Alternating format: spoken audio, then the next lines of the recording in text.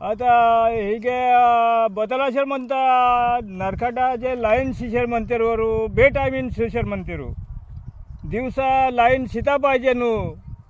दिवसा ओली चांगलो आणता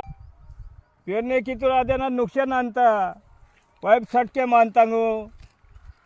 वेट फोरो मान्याल मनोरू वेट फोरो मान्याल वाये सके मायरू ಅದು कास्ताकारकनावर धिंगाणा आणता सगळं त्यांसाठी दिवसा लाईन शिदा पाहिजे